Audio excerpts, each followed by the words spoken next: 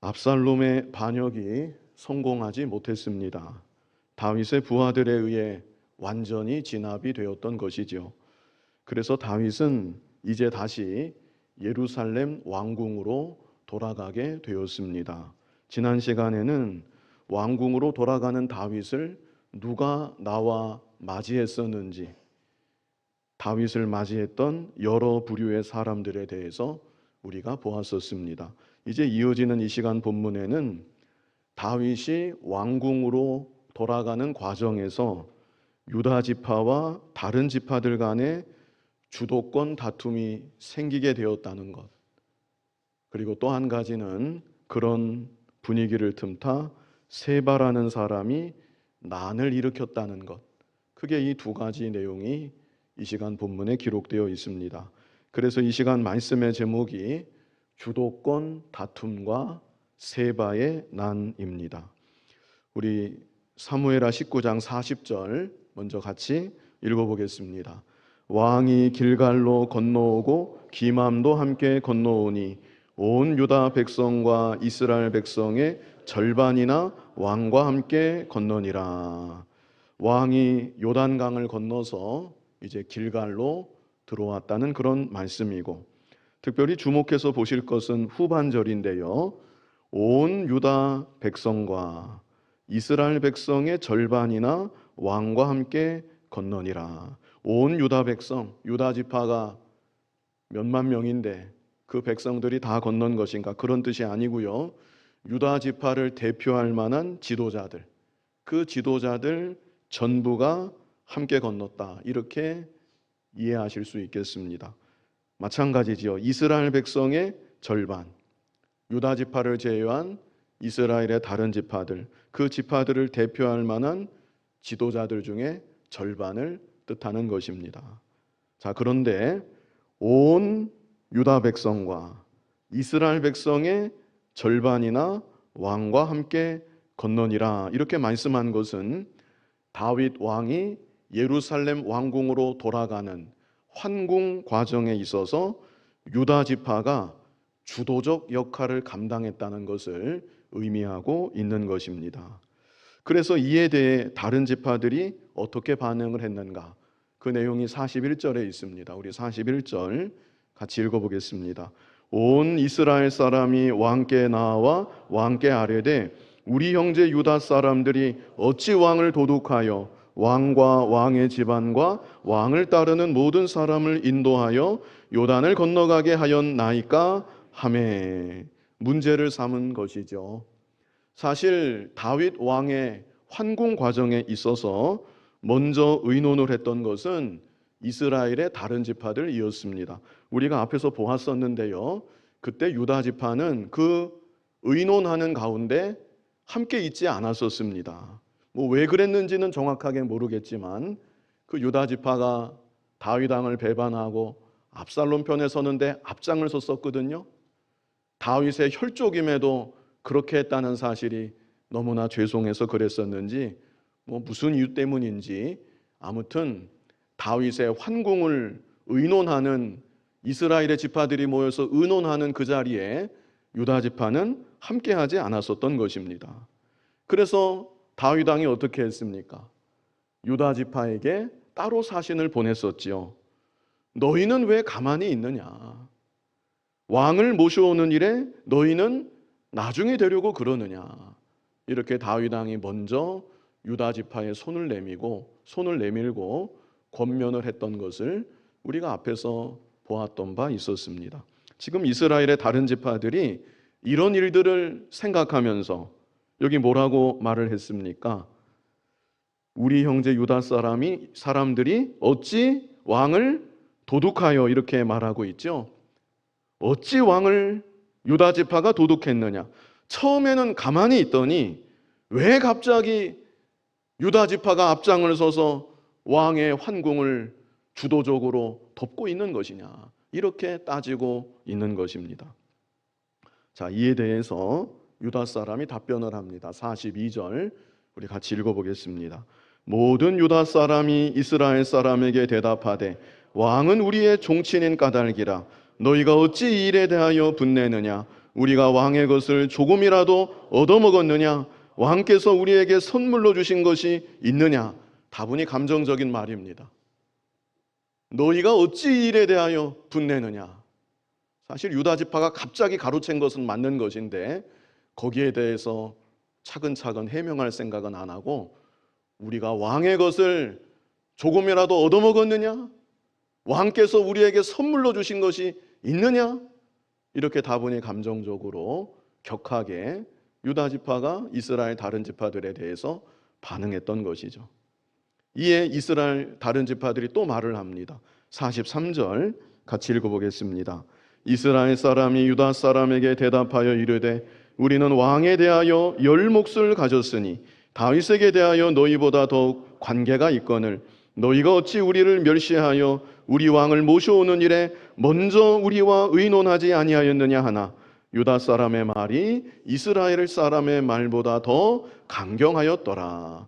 이스라엘의 다른 지파들도 할 말이 충분히 있죠. 우리는 열 지파이다. 그러니 우리에게는 열 몫이 있다. 그런데 어찌하여 너희 그 한 지파가 같이 붙은 지파에 대해서는 좀 설이 다양한데 베냐민 지파라는 설도 있고 시므온 지파라는 설도 있고 레위 지파라는 설도 있습니다. 뭐 정확하게는 알 수 없지만 주축은 유다 지파죠. 왜 너희 한 지파가 우리 열 지파와 의논하지 않고 너희들 마음대로 왕을 모시려고 하는 것이냐? 이렇게 이스라엘 다른 지파들이 역시 말을 했습니다. 그러나 여기 43절 B를 보여주세요. 여기 43절 마지막에 끝에 있는 대로 유다 사람의 말이 어땠습니까? 이스라엘 사람의 말보다 더 강경하였더라. 유다 지파의 말이 더 강경했다는 것이죠. 어떤 대화나 타협의 여지도 없이 아주 강하게 그렇게 유다 지파가 말했다는 것입니다. 그래서 결국 다윗 왕의 환궁에 있어서 유다 지파를 중심으로 끝까지 그 일이 이루어지게 됩니다. 그런데 중요한 것은 이 일로 인하여서 이스라엘의 다른 지파들 가운데는 섭섭함이 자리 잡게 되었다는 것입니다. 유다 지파를 향해서 섭섭합니다. 무엇보다 다윗 왕을 바라볼 때 이스라엘의 다른 지파들이 섭섭한 마음을 많이 갖게 되었던 것입니다. 어찌 보면 별것 아닌 일일 수 있습니다.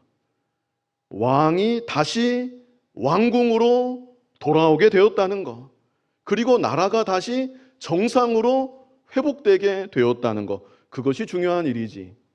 요단강을 건널 때 왕 곁에 누가 있었고 왕이 왕궁으로 다시 돌아올 때 누가 가장 가까이에서 보필했었느냐, 이것은 사실 본질적으로는 중요한 문제는 아닌 것입니다.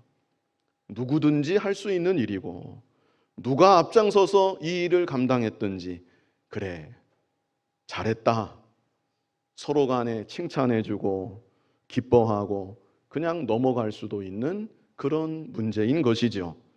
그러나 별것 아니게 넘어갈 수도 있는 이 일이지만 왠지 내가 우선순위에서 밀려났다고 생각하게 될 때, 왠지 나는 별로 중요치 않은 그런 사람으로 전락하게 되었다고 생각이 들었을 때 섭섭함이 마음에 깃들게 되는 것입니다. 자, 그리고 이 섭섭함을 교묘하게 이용하는 사람이 등장하는데 그 사람이 바로 세바라는 사람입니다. 우리 이어지는 사무엘하 20장 1절 같이 읽어보겠습니다. 마침 거기에 불량배 하나가 있으니 그의 이름은 세바인데 베냐민 사람 비그리의 아들이었더라. 그가 나팔을 불며 이르되 우리는 다윗과 나눌 분깃이 없으며 이새의 아들에게서 받을 유산이 우리에게 없도다. 이스라엘아 각각 장막으로 돌아가라 하매. 여기 20장 1절을 어떻게 시작하고 있습니까? 마침 거기에, 이 말이 중요합니다. 마침 거기에, 온 이스라엘이 섭섭하여 하던 마침 그때에, 그리고 그 자리에 불량배 한 사람이 있었다. 여기서 불량배라고 번역하고 있는데요. 원어는 벨리알입니다. 어디서 들어보신 적이 있죠? 벨리알. 고린도후서 6장에 보면 그리스도와 벨리알이 어찌 조화가 되며, 그런 구절이 있습니다. 그 고린도후서 6장에서 그 벨리알과 여기 불량배가 같은 말입니다. 정확하게는 사탄을 지칭하는 표현입니다. 세바라는 사람, 그 사람 자체가 사탄은 아닙니다. 그러나 세바가 지금 하는 일은 사탄의 역사라는 것, 그것을 이 구절을 통해 우리에게 말해주고 있는 것이죠. 세바가 무슨 일을 합니까? 여기 보시면 그가 나팔을 불었지요. 나팔을 불면서 뭐라고 말을 합니까? 우리는 다윗과 나눌 분깃이 없으며 이새의 아들에게서 받을 유산이 우리에게 없도다. 이스라엘아, 각각 장막으로 돌아가라. 섭섭한 마음을 파고들어서 분열을 조장하고 있는 것입니다. 우리는 다윗과 나눌 분깃이 없다. 이새의 아들에게서 받을 유산이 없다. 아무 상관도 없다라는 것입니다. 이 말은 거짓말입니다. 하나님은 다윗을 유다 지파만의 왕이 아니라 이스라엘 12지파의 왕으로 세우셨습니다. 그런데 세바는 본질적으로 다윗과 이스라엘의 남은 지파들은 아무 관계도 없는 것처럼 그렇게 선동을 하며 거짓말을 하고 있는 것이죠. 그러나 진위 여부하고는 상관없이 이미 섭섭함이 가득합니다.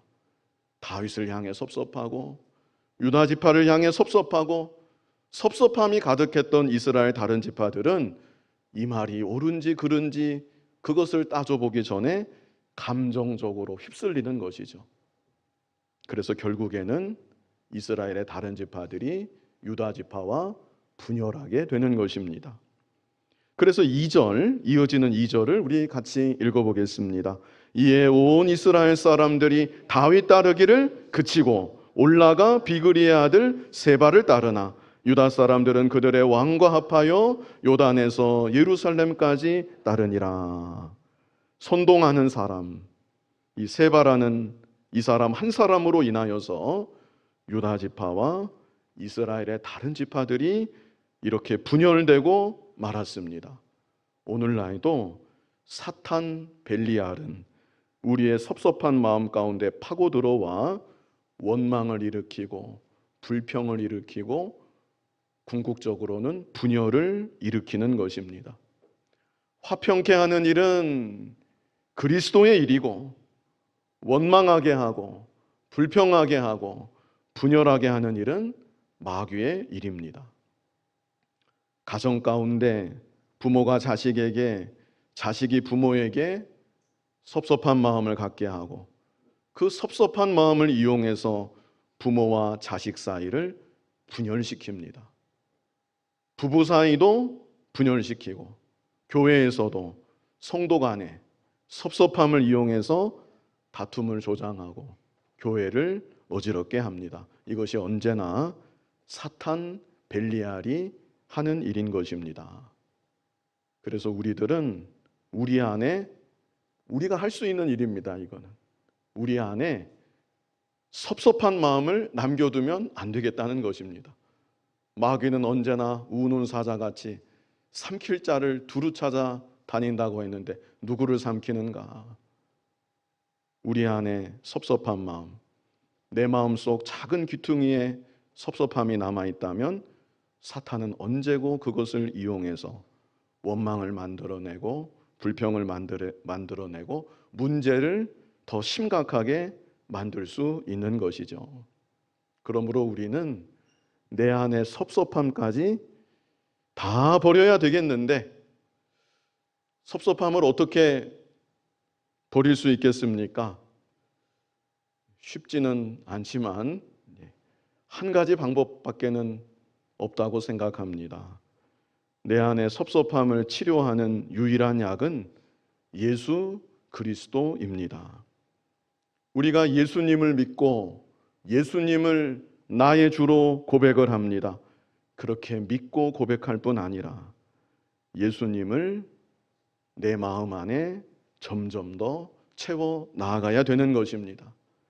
나의 주님이 되신 예수님을 내 마음 중심에 실제로 점점 더 온전히 모셔 나아가야 되는 것입니다. 그럴 때 내 안에 자리 잡았던 섭섭함이 밀려나가게 되고 어느 순간 주님의 은혜로 눈 녹듯이 사라지게 되는 것입니다. 내 안에 예수님을 더욱 온전히 모시고 예수님으로 내 마음을 점점 더 충만히 채워 나아감으로 섭섭함과 분열이 아닌 주님 안에서 화평과 하나됨을 이루어 나아갈 수 있는 저와 여러분이 다 되었으면 좋겠습니다.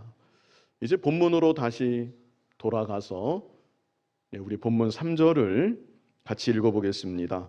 다윗이 예루살렘 본궁에 이르러 전에 머물러 왕궁을 지키게 한 후궁 10명을 잡아 별실에 가두고 먹을 것만 주고 그들에게 관계하지 아니하니 그들이 죽는 날까지 갇혀서 생과부로 지내니라. 율법에 의하면 계모하고 동침했을 시 그 아들하고 계모 둘 다 죽이게 되어 있습니다. 그것이 법입니다. 그러나 다윗의 후궁들의 경우 강제로 피해를 보았기 때문에 다윗이 죽이지는 않았던 것으로 이렇게 여겨집니다. 우리 본문 4절 같이 읽어보겠습니다. 왕이 아마사에게 이르되 너는 나를 위하여 3일 내로 유다 사람을 큰 소리로 불러 모으고 너도 여기 있으라 하니라. 다윗 왕이 아마사를 본격적으로 중용하기 시작하는 것. 그 내용이 여기 4절에 있지요. 자, 사무엘하 19장 13절을 한번 보시기 바랍니다. 사무엘하 19장 13절. 앞에 스크린에도 띄워주셨는데요. 그 말씀을 보시면 너희는 또 아마사에게 이르기를 너는 내 고륙이 아니냐 네가 요압을 이어서 항상 내 앞에서 지휘관이 되지 아니하면 하나님이 내게 벌위의 벌을 내리시기를 바라노라. 다윗이 이렇게 약속했었던 바 있었지요. 이 약속 그대로 다윗은 이제 군대 장관 요압의 자리에 누구를 앉힙니까? 아마사를 앉히는 것이고 아마사에게 세바의 난을 진압하라고 군대를 모아서 세바의 난을 진압하라고 명령을 내리는 것입니다.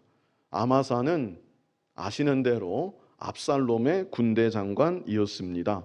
다윗은 그런 아마사를 이제 군대 장관으로 중용함으로 나라의 화합을 도모하기 원했었던 것이고 또 한편으로는 자신의 통제권에서 벗어나는 요압, 참 다루기 어려운 요압, 그 아들 압살롬까지 죽였던 그 요압을 이번 기회에 아예 삼선에 물러나도록 이렇게 조치했던 것으로 우리가 볼 수 있습니다. 그러나 다윗의 뜻대로 이게 잘 이루어지지 않습니다. 자, 이제 5절 우리 같이 한번 읽어보겠습니다. 아마사가 유다 사람을 모으러 가더니 왕이 정한 기일에 지체된지라. 아마사가 군대를 제대로 잘 모으는 것입니까? 아니면 모으지 못하는 것입니까? 잘 모으지 못하는 것이죠. 군대 장관으로 다윗 왕에 의해서 임명은 되었지만 군사들이 아마사의 통제를 잘 따르지 않는 것입니다. 그래서 왕이 정한 기일에 어떻게 됐습니까? 지체된지라. 시간이 자꾸 차일피일 지체가 되는 것입니다. 속히 세바를 뒤쫓아가야 되겠는데, 나라의 어지러움을 속히 안정화시켜야 되겠는데 이 일이 아마사를 통해서 잘 되지 않는 것입니다. 그래서 다윗이 또 어떻게 했는가? 우리 6절 같이 읽어보겠습니다. 다윗이 이에 아비새에게 이르되 이제 비그리의 아들 세바가 압살롬보다 우리를 더 헤아리니 너는 내 주의 부하들을 데리고 그의 뒤를 쫓아가라. 그 그가 견고한 성읍에 들어가 우리들을 피할까 염려하노라 하매 다윗이 이번에는 누구를 부릅니까? 아비새. 요압은 안 부릅니다. 요압이 아니라 아비새를 불러서 명령합니다. 그래서 요압은요, 군대 장관의 자리는 아마사에게 넘겨주었고, 자기가 넘겨준 건 아니지만 아마사에게 내주었고, 그 다음 지휘권조차도 아비새에게 넘겨주었고, 그 요압은 한참 뒤로 강등이 된 것을 우리가 볼 수 있는 것이죠. 다윗이 이렇게 요압이 아니라 아비새를 부르고, 여기 보시면 중반절에 있습니다. 너는 내 주의 부하들을 데리고 왕궁의 정예 군사들을 의미합니다. 뭐 아마사는 차일피일 미루어지지만 뭐 그냥 그 상황은 그대로 두고 아비새에게 명령해서 왕궁의 정예 군사들 네가 이끌고 일단 먼저 네가 세바를 쫓아가라. 다윗이 이렇게 명령한 것이죠. 그래서 7절 같이 읽어보겠습니다. 요압을 따르는 자들과 그렛 사람들과 블렛 사람들과 모든 용사들이 다 아비새를 따라 비그리의 아들 세바를 뒤쫓으려고 예루살렘에서 나와 요압의 군사들 그리고 왕실의 정예 군사들입니다. 이들이 다 아비새를 따라서 세바를 뒤쫓게 되었다는 것이죠. 자, 8절 같이 읽어보겠습니다. 기브온 큰 바위 곁에 이름에 아마사가 맞으러 오니 그때에 요압이 군복을 입고 띠를 띠고 칼집에 꽂은 칼을 허리에 맸는데 그가 나아갈 때에 칼이 빠져 떨어졌더라. 아마사도 맞으러 나온 것이죠. 뭐 때는 조금 늦었지만 아마사도 군사들을 소집해서 이제 세바를 뒤쫓는 무리에 합류하게 되는 그런 장면입니다. 그런데 이때 요압이 나오는데요. 요압이 어떻게 했습니까? 군복을 입고 띠를 띠고 칼집에 꽂은 칼을 허리에 맸는데 그가 나아갈 때 칼이 빠져 떨어졌더라. 요압이 어떤 사람인데 이렇게 자기도 모르게 칼을 떨어뜨리는 실수를 하겠습니까? 이것은 의도적인 것입니다. 요압은 벌써 아마사를 죽이려고 계획했던 것이고 그 계획대로 지금 움직이고 있는 것입니다. 일부러 칼을 떨어뜨렸다고 봐야 합니다. 아마사로 하여금 경계를 늦추게 한 것이죠. 아마사가 요압에 대해서 잘 압니다. 지난날에 왕의 명령을 거역하고 아브넬을 죽였던 거, 다윗 왕의 아들 압살롬마저 다윗 왕이 그렇게 부탁을 했는데 자기 마음대로 요압이 압살롬을 죽였던 거, 그 아마사가 잘 알고 있습니다. 그렇기 때문에 아마사가 지금 요압을 무척 경계하고 있는 것이죠. 그래서 요압이 아마사도 장수 중에 장수인데 의도적으로 칼을 떨어뜨려서 아마사로 하여금 경계를 늦추도록, 어찌 보면 마음을 그냥 놓아버리도록 그렇게 만들었던 것이죠. 그리고 9절을 보시면 이제 아마사가 볼 때 요압은 칼이 없습니다.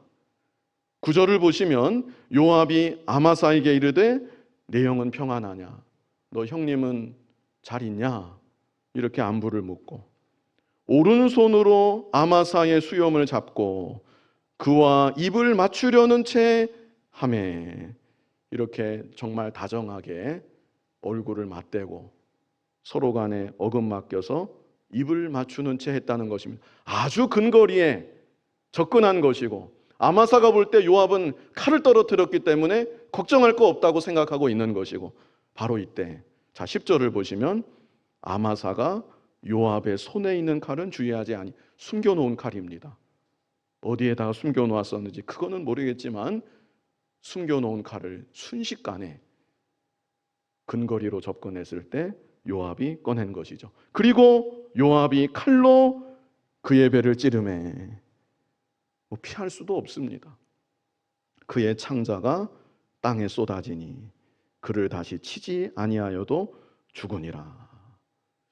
참 요압은 이런 사람입니다. 이번에도 우발적으로 죽인 것이 아니고 치밀하게 계획을 했고 계획한 대로 움직였고 그리고 이렇게 결국 아마사마저 무참하게 죽이고 말았던 것이죠. 그리고 그 다음을 좀 잘 보시면요.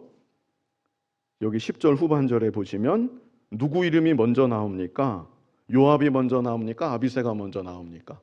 요압이 먼저 나오죠. 요압과 그리고 무슨 수식어를 붙입니까? 그의 동생 아비새가 비그리의 아들 세바를 뒤쫓을세. 이것은 의미심장한 구절입니다. 서열이 다시 재정리된 것을 보여주고 있는 것입니다. 자연스럽게 요압이 다시 군대 장관의 지위로 올라간 것이고 아비새는 그런 군대 장관 요압을 따르는 것이고 이제는 그야말로 다윗 왕이 어찌할 수 없는 도저히 다루기 어려운 그런 존재가 되고 말았던 것입니다. 자, 11절 이 사건이 있은 직후에 11절 같이 읽어보겠습니다. 요압의 청년 중 하나가 아마사 곁에 서서 이르되 요압을 좋아하는 자가 누구이며 요압을 따라 다윗을 위하는 자는 누구냐 하니 모두가 지금 아연실색해서 그 상황을 한번 상상해 보십시오. 아마사가 군사들을 소집해서 여기까지 왔는데 아마사를 따라왔는데 그 아마사가 요압의 칼에 무참하게 죽임당하는 장면을 군사들이 목격을 한 것입니다. 다 어안이 벙벙해서 멍하니 있었겠죠. 그때 요압의 청년 중 하나 군사지요. 상당히 중요도 있는 군사로 보아야 할 것입니다. 이 군사가 아마사의 시신 곁에 서서 요압을 좋아하는 자가 누구이며 요압을 따라 다윗을 위하는 자는 누구냐? 요압을 따르라는 것입니다. 요압을 따르는 것이 곧 다윗을 따르는 것이니 그 헷갈리지 말고 요압 편에 설 것을 종용하고 있는 것이죠. 그러나 12절을 보시면 아마사가 길 가운데 피 속에 놓여 있는지라 피를 많이 흘리고 그 시신이 그 상태로 있는 것을 볼 때 그 청년이 모든 백성이 서 있는 것을 보고 자기는 요압 편에 서라고 11절에서 말을 했지만 여전히 사람들이 그 시신을 보고 서 있는 것이죠. 그래서 아마사를 어떻게 했습니까? 큰 길에서부터 밭으로 옮겼습니다. 사람들의 시선이 다 죽은 아마사에게 가 있으니까 큰 길에서부터 밭으로 옮겼는데 그리고 나서도 거기에 이르는 자도 다 멈추어 서는 것을 보고 지나가다가 그 밭을 보면서 멈추어 서 있는 것입니다. 그래서 마지막에는 어떻게 했습니까? 옷을 그 위에 덮으니라. 그 옷을 아마사 시신 위에 덮어서 아예 보지도 못하도록 그렇게 만들었다는 것이죠. 그리고 마지막 13절 우리 같이 읽어보겠습니다. 아마사를 큰 길에서 옮겨가매 사람들이 다 요압을 따라 비그리의 아들 세바를 뒤쫓아 가니라. 그제야 이제 모두가 아마사 죽은 거 어떻게 하겠습니까? 시신을 다 덮었고 이제는 아마사를 더 이상 보지 않고 요압을 다 따라가서 세바의 난을 진압하기 위해 움직였다고 이렇게 말씀하고 있습니다. 자, 여기까지 다윗이 왕궁으로 돌아가기는 하였지만 세바의 난으로 나라가 분열이 되었고 그런 와중에 요압이 아마사를 죽였고 다윗은 벌써 요압을 강등했었지만 요압이 군대 장관으로 자기 스스로 자연스럽게 복귀가 되어서 세바의 난을 진압하러 군사들을 이끌고 쫓아가는 다윗 입장에서는 너무나 복잡하고 어지러운 상황이 된 것을 우리가 이 시간 본 것입니다.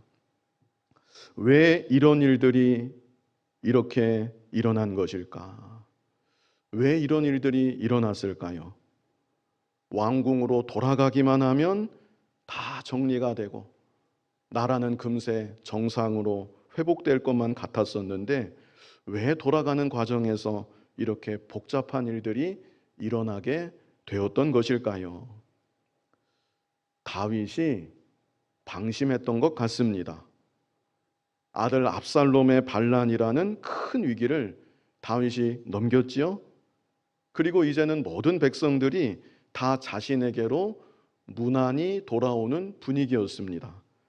우리 지난 시간에 보았지만 시므이마저, 다윗을 저주하며 쫓아왔던 시므이마저 다윗 앞에 바짝 엎드려서 다윗을 맞이했습니다. 이런 분위기 속에 다윗이 그만 하나님께 간절히 기도하며 가난한 마음, 겸손한 마음으로 하나님께 여쭙는 것을 등한히 여기지 않았겠는가 싶습니다.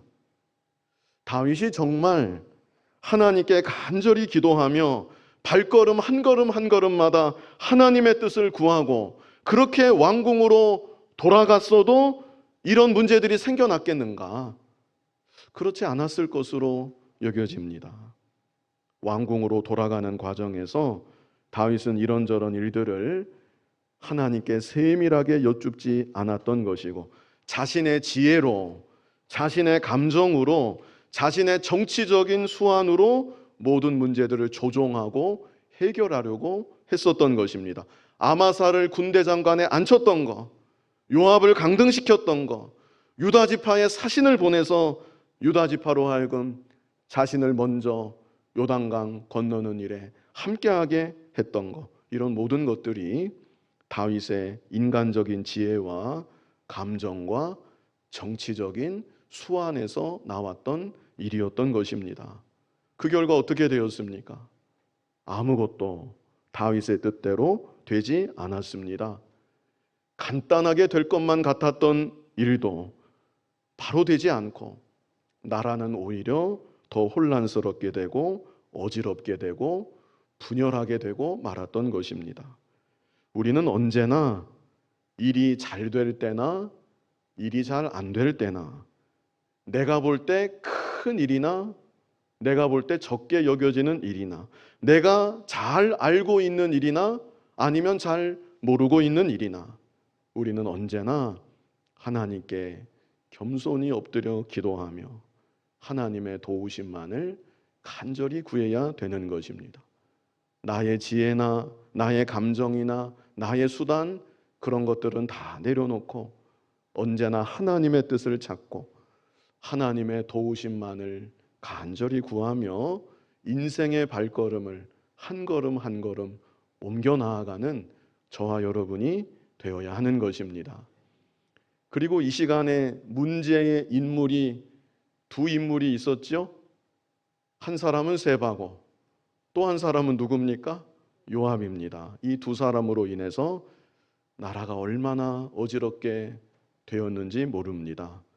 세바는 어떤 사람이었습니까? 섭섭해하는 사람들 마음을 교묘하게 이용해서 거짓말로 선동하고 분열을 조장하고 일으키는 사람이었습니다. 요압은 또 어떤 사람이었습니까? 세바하고는 반대편에서 세바를 진압하기 위해 군사들이 이끌고 나아가기는 나아갔지만 요압도 마찬가지입니다. 요압도 나라 어지럽게 하는 것은 마찬가지입니다. 다윗을 힘들게 하는 것은 세바나 요압이나 마찬가지입니다. 겉으로는 다윗 왕에게 누구보다 충성하고 또 요압이 누구보다 용맹하고 지략도 있고 능력도 있습니다. 그러나 요압은 자기보다 앞서가는 사람 그거 보지 못합니다. 용납하지 못합니다. 자기 손으로 죽이는 한이 있어도 자기가 으뜸이 되고자 하는 사람이 바로 요압인 것이죠. 그래서 요압도 언제나 문제를 일으키고 하나님의 나라를 이렇게 어지럽게 하였던 것입니다. 언제나 공동체 안에는 세바와 같은 사람도 있고 요압과 같은 사람도 있습니다. 우리는 어떤 사람입니까? 세바와 같은 사람이 되어서도 안 되고 요압과 같은 사람이 되어서도 안 됩니다.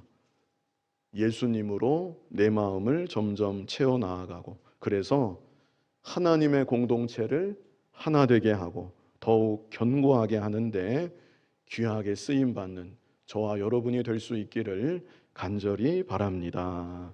거룩하신 아버지 하나님, 다윗이 압살롬의 반란이라는 큰 슬픔과 위기의 상황을 잘 넘어갔지만 그가 왕궁으로 돌아가는 과정에서 간단하게 생각했던 일들, 하나님 앞에 기도하지 않고 여쭙지 않고 한 걸음 한 걸음 하나님의 도우심을 구하지 않았을 때 그가 생각했던 대로 일이 이루어지지 않고 나라는 어지러워지고 혼란스럽게 되었던 것을 이 시간 우리가 보았습니다. 아버지 하나님, 이 세상 살아갈 때에 하나님을 늘 바라보고 의지하는 우리들 되게 하여 주시고 인생의 발걸음 옮길 때마다 겸손히 하나님께 기도하며 하나님의 도우심을 간절히 구하며 나아갈 수 있는 우리들이 되게 하여 주시옵소서. 우리의 마음이 예수님으로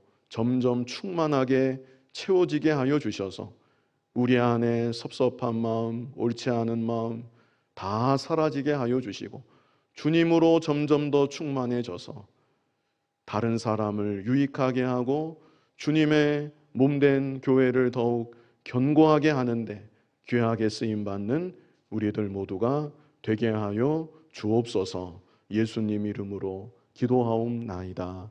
아멘.